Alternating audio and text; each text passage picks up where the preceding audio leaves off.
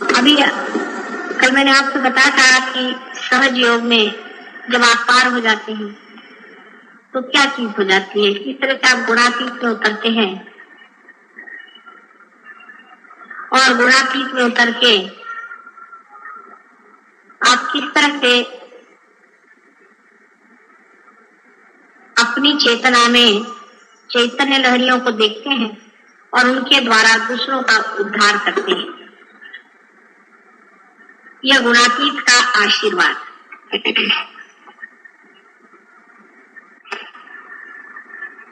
यह कलयुग का भी बड़ा भारी आशीर्वाद है और इसकी भविष्यवाणी पहले बहुत बार हो चुकी है कि कलयुग में जब बहुत से लोग परमात्मा को खोजते हुए जंगलों में, कंदरों में और बड़ी बड़ी कठिन तपस्या में संन्यास्त भाव से मां का पाचारण कर रहे थे, उनकी भक्ति का फल, उनके पाचारण का फल कलयुग में होने वाला है, जहाँ पर की सहज में ही कुंडलिनी की जागृति हो करके और सामूहिक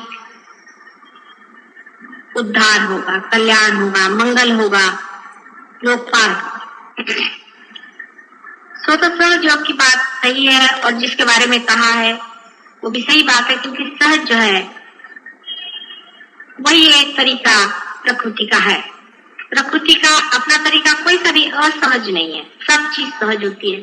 जैसे अपने श्वास लेना, हर तरह का काम जो प्रकृति करती है, जीवंत कार्य, वो सारा ही सहज होता है। लेकिन सहज योग में एक सहज होने के नाते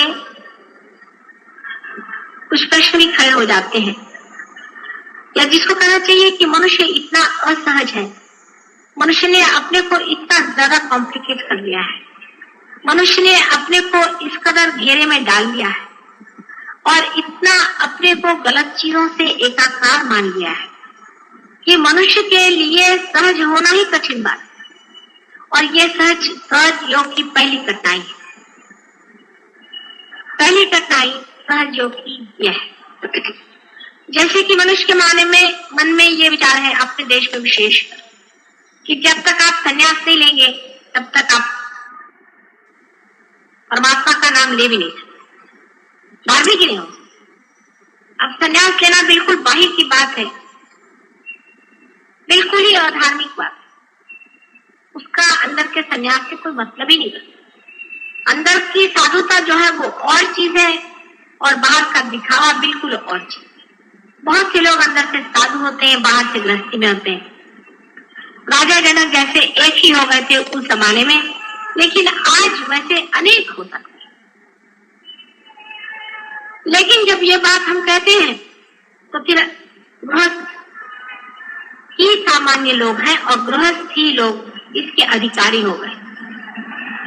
लेकिन गृहस्थ कितने कॉम्प्लिकेटेड है, वो भी एक अजीब चीज है। क्योंकि गृहस्थी के लोग जब मेरे पास आते हैं, अधिकतर, अभी जैसे यहाँ पे अधिकतर औरतें रो रही थी, वही बात है कि हमारे बेटे का ठीक कर दो, हमारी बीवी ऐसी खराब हो गई, हमारा लड़का ऐसा खराब हो गया, हमारे घर में पैसा नहीं, हमारे घर में लोग बच्चे बीमार रहते हैं, कभी कुछ है कभी कुछ। गृहस्थों के जो प्रॉब्लम्स हैं बहुत छोटे छोटे, बहुत ही छोटे छोटे, इसलिए गृहस्थ की वृत्ति भी बड़ी छोटी थी, उसमें विशालता नहीं है। उसको अपना अगर बच्चा बीमार है तो बहुत बड़ी बात लगेगी, दूसरे का बच्चा बीमार है तो कोई नहीं लगे। जैसे अपना बच्चा अगर घर में बीमार है, अगर पड़ोसी ने रेडियो चला दिया तो बहुत बुरा लगेगा, लेकिन दूसरे का बच्चा अगर बीमार है तो अपने यहाँ रेडियो बज रहा है, अगर पड़ोसी आके कहे भाई मेरा बच्चा नहीं सोता है, रेडियो बंद कर दे, तो कल अच्छा दरवाजा बंद कर, हमारा रेडियो नहीं बंद होता। यही बात है, सहज योग में हमने सामान्य लोगों को लिया हुआ है और गृहस्थी के लोगों को लिया। गृहस्थी के प्रश्नों की वजह से ही सहज योग धीरे धीरे 4 कदम आगे चलता है तो 3 कदम पीछे आता है, 5 कदम आगे बढ़ता है तो फिर 2 कदम पीछे आता है। एक आदमी सहज योग में समझ लीजिए पुरुष पार हो गया, दीदी नहीं। पुरुष पे पार हो गया, वो आधा अधूरा ही है, अभी लटकता हुआ बस चिपक रहा है, उसकी बीवी उसको खींचेगी, अरे इसमें क्या रखा है, क्योंकि उसके दिमाग में ये बात आएगी कि मैं क्यों नहीं पार हूं, ये कौन होते पार होने वाले। मन में से दुष्टता है एक तरीके, तो उसको लगेगा मेरा पति होगा मैं क्यों नहीं, तो उसको सिखाएगी इसमें क्या रखा है ना बात। कहोगे कि माँ ने कैसे जाना, माँ तो सबका जानती। फिर वो कहेगी कि इसमें क्या पढ़ने की जरूरत है, इसमें यह गड़बड़ है, उसमें ये घपला, उसमें। अब वो पति है, वो सोचता भाई ये तो मेरी बीवी है, माने मेरा इससे कोई विशेष संबंध है ही, जन्म का तो कोई संबंध होगा ही, तो जन्म जन्मांतर का कुछ संबंध है ही, तो जब तक मेरी पत्नी इस चीज को नहीं मानती तो मैं इसको कैसे मानू।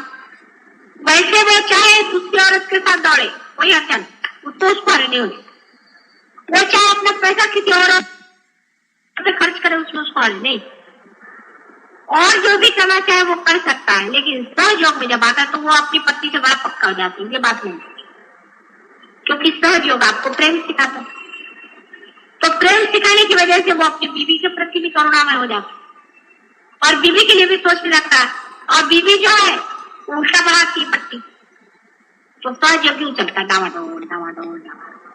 जिनके सहारे हैं वो लोग हैं गृहस्थी, वो सब डावाडोल लोग हैं। ये बड़ी भारी सहयोग की विपदा। बार बार चित्त जो है छोटी चीज में उलझ जाता है, बहुत छोटी चीज में, भाई तुम क्यों नहीं आए, ओ मेरे पति का वो ऐसा था, उसकी बहन के फलाने का ठिकाने का वो शादी ब्याह हुआ, मैं तो जाना ही। ठीक है जाओ, ये नहीं कि संसार के कोई कार्य को छोड़ेगा, लेकिन जो अपने अंदर से शक्ति आ रही है, जिसके सारे हमें उठने का है, जो परम का कर्तव्य, उसको महत्वपूर्ण और सबसे ज्यादा जब तक आप महत्वपूर्ण और वही सब कुछ नहीं मानिएगा, तब तक आपका गृहस्थ नहीं ठीक होने वाला, आपको कुछ भी नहीं ठीक होने वाला। उसमें चाहे पत्नी रुकावट डाले, आप उसकी बात मत, कोई भी रुकावट डाले, आप उसको दो बात समझाइए, उसको कहिए ये गलत बात। अब देखिए सहज योग में आपने जाना है कि नाभि चक्र का बहुत स्थान है, जहाँ पे कि लक्ष्मी जी का वास। अगर आपकी पत्नी पर उनकी नाभि अगर खराब होगी, आप कितनी भी कोशिश करेंगे, आपके घर में कभी पैसा रुक नहीं सकता, आपका पैसा सब बह जाएगा। लेकिन अगर आपकी पत्नी की नाभि ठीक होकर अगर वो भी पार हो जाए, आप भी पार हो जाए, तो आप पे संतोष आ जाएगा, घर में लक्ष्मी का राज्य आ जाएगा। लक्ष्मी का राज्य का मतलब बहुत पैसा आना ही नहीं होता, उसका संतोष, उसका आनंद, उसकी शोभा, उससे यश, उसका दान, उसका भय।